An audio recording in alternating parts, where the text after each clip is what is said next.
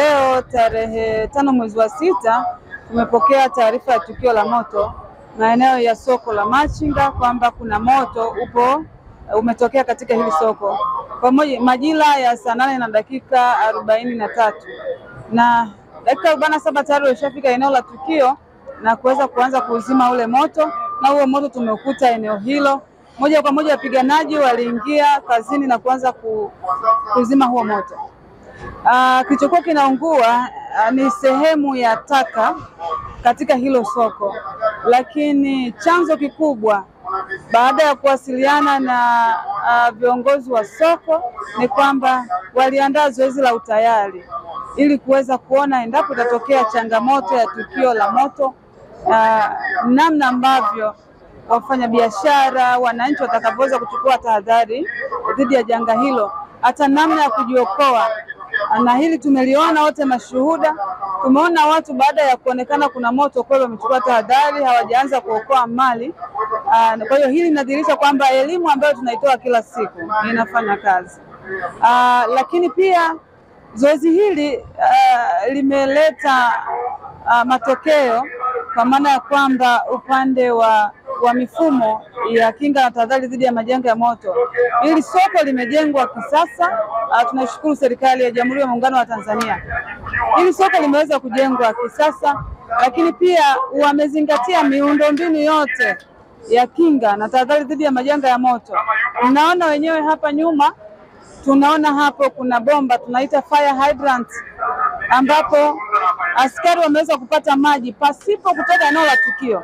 Kwa ikitokea changamoto au dharura yoyote ya moto, uwezo wa kuchukua maji moja kwa moja katika hili eneo la soko upo, na hydrant zipo na zina mgandamizo au pressure ya kutosha.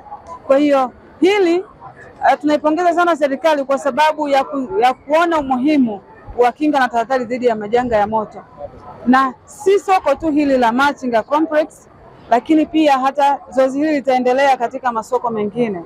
Tutafika Sabasaba na tutaenda maeneo mengine, soko la Chang'ombe, soko la Mavunde, soko la Ndugai hapa Dodoma. Tuna masoko katika wilaya zetu zote 7. Kwa hiyo maeneo hayo yote yatafanywa haya mazoezi, ambapo tayari ukaguzi umeshafanyika na wafanyabiashara wana taarifa hiyo, na tumeshauri vitu vya kuweza kuvifanya. Lakini sambamba na hilo, ni waombe wa Tanzania, ni waombe wananchi wa mkoa wa Dodoma, hususani wafanyabiashara katika masoko, waweze kuepuka kusogeza bidhaa zao kwenye barabara, kwenye njia za kupita magari. Hii itapelekea urahisi wa Jeshi la Zimamoto na Uokoaji kuweza kusogeza huduma ama kutoa huduma kwa wakati. Lakini jambo lingine ni kuweza kuepuka upande wa kuharibu miundombinu ya maji kwa ajili ya kuzima moto. Tumeona hapo kuna fire hydrant, lakini isipotunzwa vizuri itaharibiwa. Kwa hiyo wakumbuke wafanyabiashara, wakumbushe wananchi wa Dodoma, popote penye miundombinu hii ya maji ya kuzima moto tuitunze. Ni kitu ambacho ni kizuri sana kwa manufaa ya wafanyabiashara wote, kwa manufaa ya maisha na mali za Wanadodoma. Kwa hiyo jambo lingine, leo tulikuwa na siku ya kuadhimisha siku ya mazingira duniani tarehe 5 mwezi wa 6. Nawakumbusha Wanadodoma, nawakumbusha Watanzania wenzangu, tuchukue tahadhari hususani katika kipindi hiki kuepuka kuharibu mazingira kwa njia ya kuchoma moto. Usisafishe eneo lako nyumbani kwa kuchoma moto. Zipo taratibu. Wasiliana na Jeshi la Zimamoto na Uokoaji na sisi tutakujulisha ni mbinu zipi zinapaswa kutumika ili uweze kusafisha eneo lako pasipo kuleta athari ya kimazingira. Lakini sio athari ya kimazingira tu, unapouanzisha ule moto, rasilimali hii ambayo ingeweza kuokoa soko letu leo, magari pamoja na maji na askari nguvu kazi, utaipoteza kwenye moto ambao umeutengeneza mwenyewe na ukakushinda na kupelekea usambae na kuchoma nyasi ama kuharibu mazingira.